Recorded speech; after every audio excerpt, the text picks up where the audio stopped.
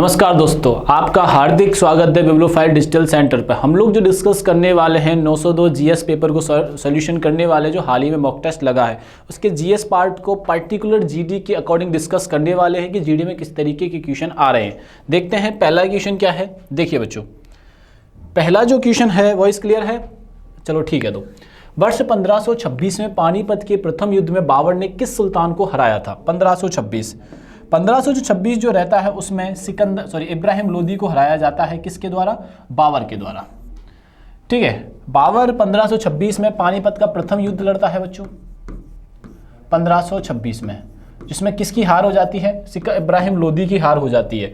ठीक है, और द्वितीय युद्ध जो होता है वो होता है खानवा का, जो होता है बच्चों 1527 में राणा सांगा से होता है, और इसमें राणा सांगा हार जाते हैं और विजयी जो रहते हैं वो बाबर रहते हैं। और इस युद्ध के बाद अपन ऑफिशियल तौर पे कह सकते हैं कि मुगलिया सल्तनत की इंडिया में, दिल्ली में एक नींव डल जाती है मुगलिया सल्तनत की। मुगलिया सल्तनत के आगे जब प्रारंभ होती है, मुगल सल्तनत में जो नींव डालने वाला व्यक्ति था वो बाबर था। बाबर के बाद बच्चों हुमायूं आता है। हुमायूं इतना प्रभाव नहीं छोड़ पाता है इंडिया पर, हमारे भारत देश में इतना प्रभाव नहीं छोड़ता है, ना ही मुगलिया सल्तनत में। लेकिन इसका बेटा आता है अकबर।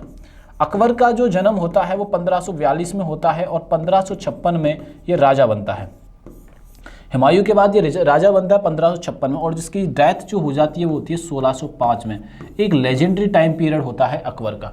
अकबर के बाद जहांगीर आता है। जहांगीर के बाद शाहजहां आता है, और शाहजहां के बाद औरंगजेब आता है। शाहजहां के बाद कौन आता है? औरंगजेब। ये मुगलिया सल्तनत के फेमस लोग रहे जिन्होंने मुगलिया सल्तनत को संभाल कर रखा। अकबर का काल जो सबसे ज़्यादा परेशान करने वाला था वो जहांगीर के द्वारा था। क्यों? जहांगीर हर जगह विद्रोह किया करता था, और जीते जी अकबर, अगर आपसे पूछा जाए कि मुगलिया सल्तनत ने ऐसा कौन सा राजा हुआ जिसने अपनी पगड़ी यानी अपने ध्वज या अपना जो मुकुट है वो उतार कर अपने बेटे के पहना दिया था, वो था भैया अकबर। अकबर इतना दुखी हो चुका था इससे, जहांगीर से, इसके विद्रोह से, उन्होंने बुला के बोला दरबार, भैया तू ही राजा बनेगा, तू टेंशन मत ले। क्या बोला? कि राजा तू ही बनने वाला है, तू टेंशन मत ले। तब ये भाई साहब अपने है ना ये विद्रोह करना बंद करते हैं जहांगीर साहब। जहांगीर को जो बहुत शौक था वो चित्रकला का शौक था, बहुत ही शौकियान अंदाज था, बहुत उम्दा कलाकार चित्रकार था भैया ये। ठीक है, इसके बारे में ये बहुत फेमस है, ये चीज़ याद रखिएगा। ठीक, आओ नेक्स्ट क्वेश्चन पे चलते हैं। इस क्वेश्चन का आप आंसर क्लियर हो गया होगा, इब्राहिम लोदी। एक ऑप्शन और दे रखा है इसमें, एक नाम और दे रखा है, उसको देखते हैं, सिकंदर लोदी। सिकंदर लोदी वह व्यक्ति है जो आगरा शहर की स्थापना करता है। सिकंदर लोदी कौन होता है? जो आगरा शहर की स्थापना करता है बच्चों 1504 में। सिकंदर लोदी कौन था? जो आगरा शहर की स्थापना करता है। ये बात आप लोग ध्यान रखना, आपसे पूछा जा सकता है कि आगरा शहर की स्थापना किसने की थी, तो वो सिकंदर लोदी ने ही की थी। आइए नेक्स्ट क्वेश्चन पर अपन चलते हैं, सेकंड नंबर का। निम्नलिखित में से कौन सा खनिज है जो थायराइड हार्मोन के संश्लेषण के लिए ज़्यादा युक्त है, मतलब ज़्यादा उपयोगी है? इसमें दो नाम आए हैं, नाम तो चार है लेकिन उपयोगी हमारे लिए है। एक तो आयोडीन है और एक है सिलेनियम। दोनों ही आंसर सही है, बट जो ज़्यादा सही है इस क्वेश्चन के अकॉर्डिंग वो आयोडीन होगा। अगर आयोडीन सही नहीं होता तो आंसर करते हैं हम सिलेनियम, लेकिन आयोडीन है हमारे पास तो हमारा बी आंसर। इस क्वेश्चन में आंसर क्या करेंगे हम लोग? बी करेंगे। सिलेनियम कोई भी नहीं करने वाला है।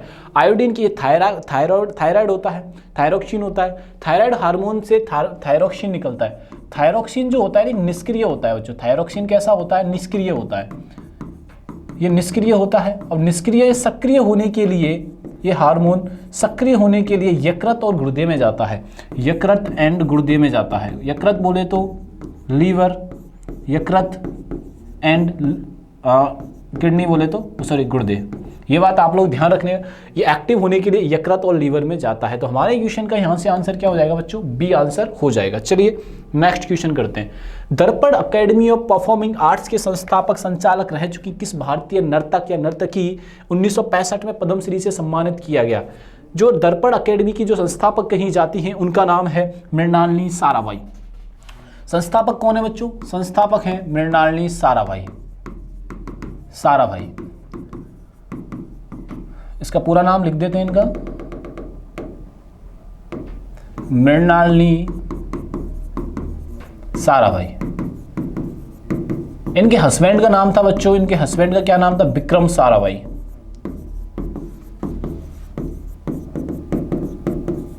विक्रम साराभाई। अब इन दोनों की बेटी का नाम बहुत पॉपुलर है, वो भी ध्यान रखना, मल्लिका साराभाई। वो भी भरतनाट्यम किया करती थी, मल्लिका साराभाई। क्या नाम था बच्चों? मल्लिका साराभाई। ये कौन सा नृत्य किया करती थी? ये बात आप लोग ध्यान रखिएगा। ये जो नृत्य करती हैं मृणालिनी जो साराभाई हैं, वो भरतनाट्यम से जुड़ी हुई थी। किससे जुड़ी हुई थी बच्चों? भरतनाट्यम से। ठीक है। जो दर्पण एकेडमी होती है उसका जो जहाँ पर वो स्थापना करते हैं, दर्पण एकेडमी की स्थापना, दर्पण एकेडमी की स्थापना अहमदाबाद में होती है बच्चों। अहमदाबाद गुजरात, अहमदाबाद गुजरात में इनकी स्थापना हुई थी। ये बात आप ध्यान रखिएगा। भरतनाट्यम, भरतनाट्यम जो नृत्य है उसके नाम है बहुत सारे। इसका एनिशियंट जो नाम कहा जाता है, एनिशियंट नेम, तो वो है सादिर। सबसे ओल्डेस्ट नेम भी सादिर है। इसके अलावा इन्हें देवदासी कहा जाता है या दासी अट्टम, दासी अट्टम भी कहा जाता है। क्या कहा जाता है बच्चों? देवदासी और दासी अट्टम। तंजोर नृत्य कहा जाता है। क्या कहा जाता है? तंजोर नृत्य भी कहा जाता है और फायर डांस भी इसे कहा जाता है। इतने सारे नाम जो हैं अकेले भरतनाट्यम के हैं। भरतनाट्यम को मुख्यतः जो शैव धर्म की पालना करते हैं वो किया करते थे। शैव रिलीजन की जो पालना करते हैं या शैव धर्म को जो मानते हैं वो लोग, यानी कि भगवान लॉर्ड शिवा को मानने वाले, लॉर्ड शिवा को मानने वाले इसे डैडली तरीके से फॉलो करते हैं। ये सारी इंफॉर्मेशन हमें याद रखनी है। तो इस क्वेश्चन का आंसर जो हो जाएगा मृणालिनी साराभाई। ये बात ध्यान रखना। और रुक्मणी अरुंडेल जो नाम आया है बच्चों, Rukmini Arundale, Rukmini Devi Arundale mother of Bharatanatyam कही जाती हैं, मदर ऑफ भरतनाट्यम कही जाती हैं, भरतनाट्यम कही जाती हैं। ये बात आप लोग यहां से ध्यान रखिएगा। चलिए, भारत में बैडमिंटन के लिए शासी निकाय कौन सा है? तो भारत में बैडमिंटन के लिए जो शासी निकाय है बच्चों वो है बैडमिंटन एसोसिएशन। ये भी नहीं है, ये है बैडमिंटन एसोसिएशन ऑफ इंडिया। मैंने ढंग से पढ़ा नहीं था तो आंसर हो जाएगा सी, यानी बैडमिंटन एसोसिएशन ऑफ इंडिया। इसकी जो स्थापना होती है बच्चों 1934 में होती है। इसका जो हेडक्वार्टर है वो कहाँ पे है बच्चों? वो है न्यू दिल्ली में। इसका हेडक्वार्टर कहाँ पे है बच्चों? न्यू दिल्ली में। इसके जो प्रेसिडेंट हैं वो बहुत चर्चा का विषय रहते हैं, हेमंत कुमार बिश्वा। हेमंत कुमार बिश्वा जो है वो असम के सीएम भी हैं करंट में। ये बात ध्यान रखना, हेमंत कुमार बिश्वा। अभी हाल ही में प्रेसिडेंट कौन है? हेमंत कुमार बिश्वा। ठीक है, आइए नेक्स्ट चलते हैं। निम्नलिखित में से किस चक्रवात को टाइफून के नाम से जाना जाता है? टाइफून जो है जापान में जाना जाता है, टाइफून जापान में जाना जाता है और चाइना में। टाइफून जो दो नाम निकल के आते हैं, चाइना और जापान में निकल के आते हैं, तो आंसर हो जाएगा हमारा टाइफून। ठीक है। और ऑस्ट्रेलिया में विली विली नाम से जाना जाता है। ऑस्ट्रेलिया में किस नाम से जाना जाता है तूफानों को? तो इसे विली विली नाम से जाना जाता है, विली विली, विली विली। ये बात ध्यान रखना। साइक्लोन कहाँ पे जाना जाता है? तो साइक्लोन अपने इंडिया में जाना जाता है। साइक्लोन कहाँ पे जाना जाता है बच्चों? अपने इंडिया में जाना जाता है। विली विली ऑस्ट्रेलिया में कहा जाता है, साइक्लोन इंडिया में कहा जाता है और टाइफून जापान और चाइना में कहा जाता है। तो इस वजह से जो आंसर होंगे वो बी आंसर अपना हो जाएगा। ठीक है, वॉइस क्लियर है सभी को? चलो ठीक है, चलते हैं नेक्स्ट। स्थित गणेश मंदिर कहाँ पर स्थित है जो बेहतरीन एक मस्क मंदिरों में से एक है? देखो ये मंदिर जो है बच्चों वो है महाबलीपुरम में। महाबलीपुरम कहाँ पे है बच्चों? तमिलनाडु में है। ये जो मंदिर बनाया था वो एक्चुअल में शिव मंदिर था। एक्चुअलिटी की बात करें तो वो क्या था? शिव मंदिर हुआ करता था। शिव मंदिर हुआ करता था। कहाँ पे है सर? तमिलनाडु में है। बनवाया किसने था सर? पल्लव राजवंश वालों ने बनवाया था, लेकिन बाद में इसे गणेश मंदिर में तब्दील कर दिया जाता है। किस में तब्दील किया जाता है? गणेश मंदिर में। अभी किस नाम से जाना जाता है? तो गणेश मंदिर के नाम से ये जाना जाता है। और कहाँ पे? महाबलीपुरम में है। सोमनाथ मंदिर, सोमनाथ जो मंदिर है वो गुजरात में स्थित है बच्चों। सोमनाथ जो मंदिर है और भारत के विश्व के सबसे पुराने शिवलिंगों में से एक है, सबसे प्राचीनतम मंदिर इसे माना जाता है, सोमनाथ मंदिर। सोमनाथ जो मंदिर है वो गुजरात में स्थित है। और आपको कमेंट बॉक्स में बताना है कि इस पर किन किन मुस्लिम आक्रांताओं ने इस पर आक्रमण किया था। तो मुस्लिम आक्रमणों के बारे में आपको इस पर बताना है किन किन लोगों ने इस पर आक्रमण किया। गुजरात का जो सोमनाथ मंदिर है उसे तोड़ने का प्रयास किए गए बच्चों। तो हमारा आंसर यहां से क्या हो जाएगा बच्चों? बी आंसर हो जाएगा। निम्नलिखित में से कौन सी मिट्टी द्वारा प्रदत्त किए जाने वाले सूक्ष्म पोषक तत्व का एक उदाहरण है। अब ये पूछा गया है कि मिट्टी में जो सूक्ष्म पोषक तत्व होते हैं वो कौन कौन से होते हैं। देखो बच्चों, पोटेशियम होता है, कैल्शियम भी होता है, लेकिन आयरन सबसे ज़्यादा इंपॉर्टेंट है यहाँ पर। तो हमारा आंसर क्या कर देंगे हम लोग, आयरन कर देंगे। ठीक है, आओ सूक्ष्म पूछा गया है, माइक्रो। दुखद कहानी ओथेलो के लेखक कौन हैं। दुखद कहानी जो है, who is the author of tragic story of Othello, इसके जो राइटर हैं विलियम शेक्सपियर है बच्चों। कौन है, विलियम शेक्सपियर हैं, जो इनके बारे में हम लोग बताने वाले हैं आपसे। ठीक है, आओ आगे चलते हैं।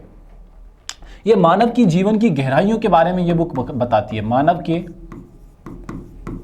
जीवन की गहराइयों के बारे में, मानव के जीवन की गहराइयों के बारे में बताती है।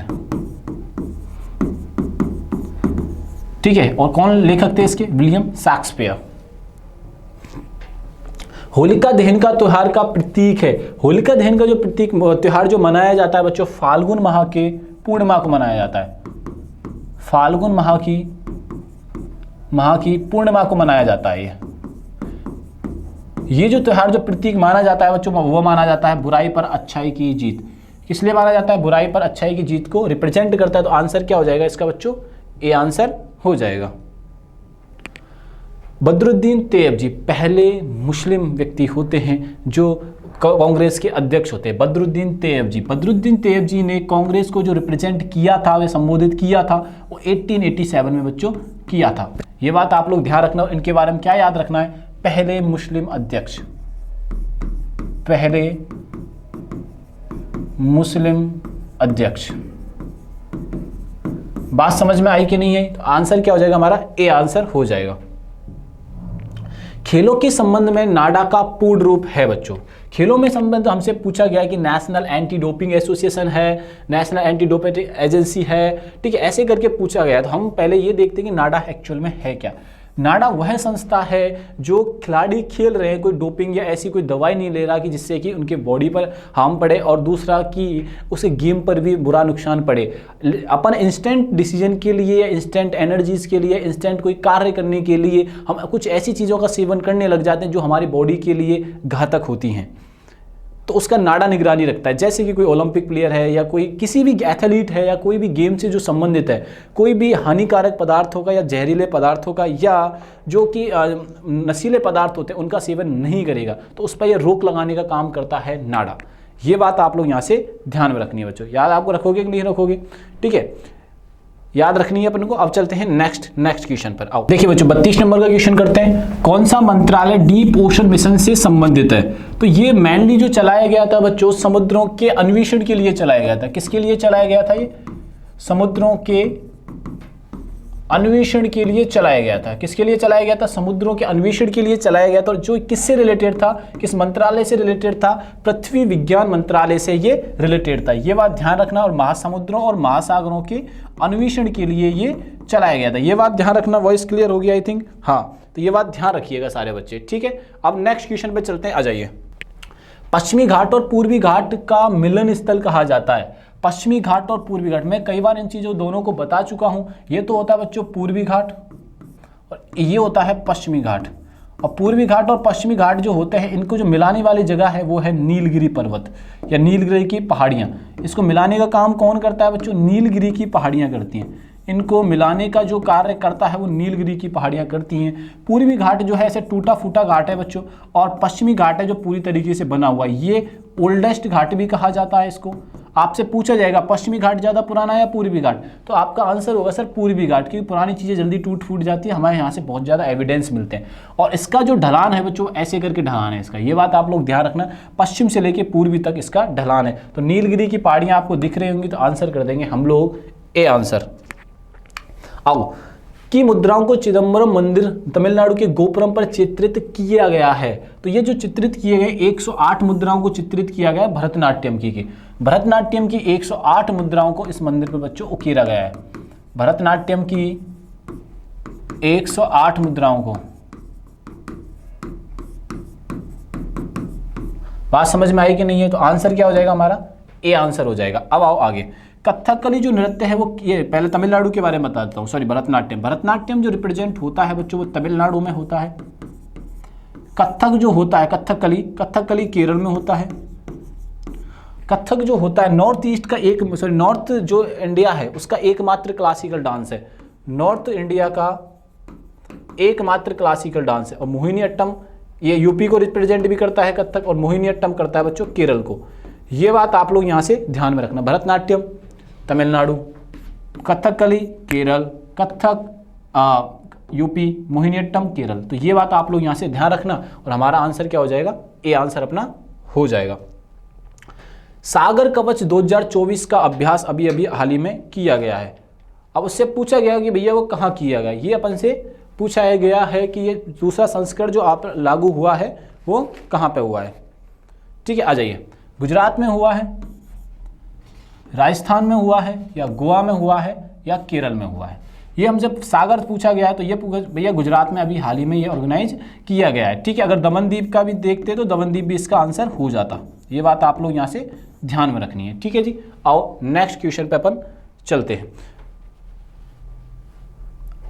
राष्ट्रीय एकजुटता दिवस कब मनाया जाता है? सॉलिडेरिटी जब दिवस मनाया जाता है बच्चों, वो कब मनाया जाता है? वो 20 अक्टूबर को डे सेलिब्रेट किया जाता है। ये बात आप लोग यहाँ से ध्यान रखना। ये जो मनाना प्रारंभ किया गया था वो मनाना किया गया था 1962 से ये मनाना प्रारंभ कर दिया था। ठीक है, आओ नेक्स्ट चलते हैं। अक्टूबर 2024 में महानिदेशक चिकित्सा सेवा के रूप में किसने कार्यभार संभाला है? तो ये कविता सहाय ने ये कार्यभार संभाला बच्चों। किसने संभाला है? कविता सहाय ने ये कार्यभार संभाला है। सत्रिया को संगीत नाटक अकादमी द्वारा सत्रिय नृत्य के रूप में मान्यता दी गई थी। सत्रिया जो नृत्य है न्यूएस्ट क्लासिकल डांस है। कैसा है बच्चों? न्यूएस्ट क्लासिकल डांस है। इसको जो मान्यता दी जाती है वो 2000 में दी जाती है। ये बात ध्यान रखना। सत्रिया जो रिप्रेजेंट करता है वो असम को रिप्रेजेंट करता है, और असम को रिप्रेजेंट करता है जिस गीत पर, जिस सॉन्ग पर किया जाता है उसको बोलते हैं बोर गीत। उसको कौन क्या बोलते हैं बच्चों? बोर गीत कहा जाता है। तो हमारा आंसर हो जाएगा ईयर 2000। आओ नेक्स्ट क्वेश्चन पे चलते हैं। निम्नलिखित में से 1940 में कांग्रेस महिला विंग की स्थापना की गई थी। ये अपन से पूछा गया है। तो किसने की थी? ये सुचेता कृपलानी जी ने की थी बच्चों। ये बात आप लोग यहाँ से ध्यान रखना। अब लास्ट एंड फाइनल क्वेश्चन करते हैं 40 नंबर का। बंगाल में स्थित सिद्धेश्वर महादेव मंदिर किस राजवंश की वास्तुकला को दर्शाता है? देखो अलग अलग राजवंश आते हैं और अलग अलग चीजों को वो दर्शाते हैं। जैसे मैं बात करूं हुसैन शाही राजवंश, चालुक्य राजवंश, शुंग राजवंश और पाल राजवंश। तो ज्यादा रिलेट जो करता है बंगाल में वो करता है परमार राजवंश। लेकिन परमार राजवंश से जो शैली मिलती थी वो पाल राजवंश की मिला करती थी। इस मंदिर में भगवान शिव की मूर्ति है, भगवान शिव से रिलेटेड है और भगवान शिव की इसमें पूजा की जाती है। ये बात आप लोग यहाँ से ध्यान में रखना। हमारा जो ज़्यादा सही आंसर हो जाएगा वो पाल राजवंश हो जाएगा। तो वीडियो को कंटिन्यूसली देखना है, चैनल को सब्सक्राइब करना है, वीडियो को लाइक एंड शेयर करना नहीं भूलना है। तब तक के लिए धन्यवाद।